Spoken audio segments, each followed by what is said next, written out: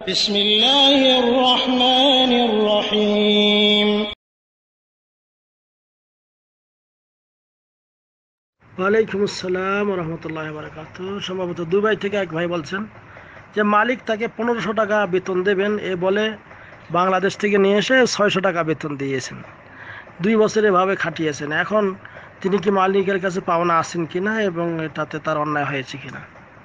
আলহামদুলিল্লাহ ওয়াসসালাতু ওয়াসসালামু আলা রাসূলিল্লাহ। সম্মানিত ভাই, আল্লাহ রাব্বুল আলামিন কোরআনুল কারীম অনেক জায়গায় বলেছেন যে মানুষের হক তোমরা নষ্ট করো না এবং তাদের ওয়াদা এবং অঙ্গীকার এটা পূর্ণ করতে হবে।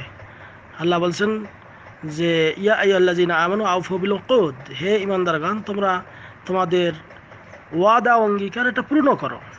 তা ওয়াদা অঙ্গীকার পূর্ণ করা এটা ঈমানদারের কাজ। আর কোনো লোক যদি ওয়াদা পূর্ণ না করে এদেরকে এটা মুনাফিকের চিহ্ন বলা হয়েছে।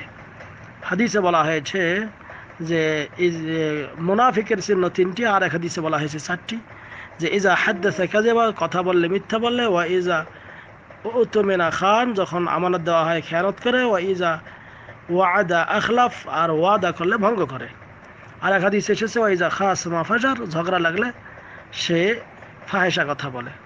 তা যেই কোম্পানির মালিক আপনাকে 1500 টাকার বেতন দেওয়ার কথা বলে নিয়ে এসে 600 টাকা দিয়েছেন, এরা ওয়াদা ভঙ্গ করেছেন এবং মুনাফিকের চিহ্ন রয়েছে তাদের মধ্যে, যতক্ষণ না এটা তারা পরিহার করবে। এবং আপনার উচিত ছিল যে তারা 1 মাস 2 মাস 3 মাস যখন আপনাকে 600 টাকা করে বেতন দিচ্ছে, আপনি তখন সেই বেতন নেবেন না এবং বলবেন যে না, আমার সঙ্গে যে চুক্তি হয়েছে সেই চুক্তি তোমরা পূর্ণ করো। এটা আপনার উচিত ছিল, ভালো করে জানানো বলা দরকার ছিল। প্রয়োজনে 2-1 লোক নিয়ে সেটা সমাধান করা উচিত ছিল। কারণ হাদিস শরীফে এসেছে আল মুসলিমুন আলা শুরুতিহিম, মুসলমানগণ শর্তের সঙ্গে সম্পৃক্ত। এখন আপনি যেহেতু ওই 600 টাকায় রাজি হয়ে কাজ করেছেন, হয়তো মনে করেছে যে না এটাই সে রাজি, সন্তুষ্ট, এই জন্যই হয়তো এই মর্মে সে দিয়েছে।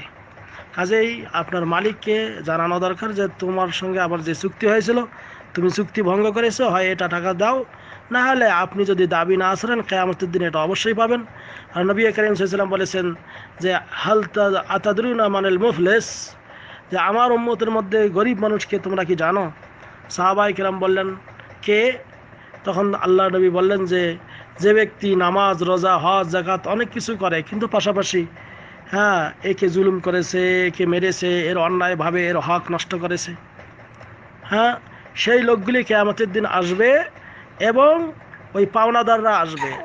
এসে তখন তার কাছ থেকে এই পাওনাদাররা যখন পাওনা চাবে কিছু দেওয়া থাকবে না, তখন এই লোকের সওয়াবগুলো নিয়ে ওই পাওনাদারকে দেওয়া হবে। এমনকি এমন যদি পাওনাদার আসে তাতে এই সওয়াব শেষ হয়ে যায়, তাহলে অন্যের গোনা নিয়ে লোকটাকে দেয়া হবে এবং সুম্মা তোরে হাত ফিন্নার, তারপরে জাহান্নামে দেয়া হবে। বলে ইয়াযু বিল্লাহ। এই জন্য ওই সমস্ত লোকদের, মালিকদের ভয় করা উচিত আল্লাহর আযাবকে, এবং আল্লাহ রাব্বুল আলামিন এই প্রাপ্য অবশ্যই আপনাকে নিয়ে দেবেন যদি আপনি শর্ত অনুযায়ী আপনার বেতন তারা না দেয় দুনিয়াতে।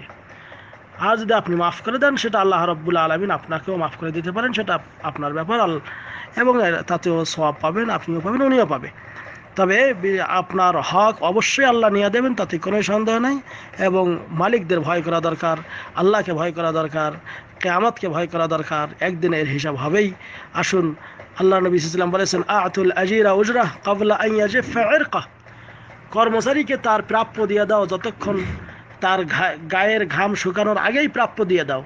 অথচ অনেক মালিক এরকম শ্রমিকের এই গায়ের ঘামের অর্থের মূল্যায়ন করে না এবং ওয়াদা পূর্ণ করে না, এই জন্য অবশ্যই তারা শাস্তি ভোগ করবে।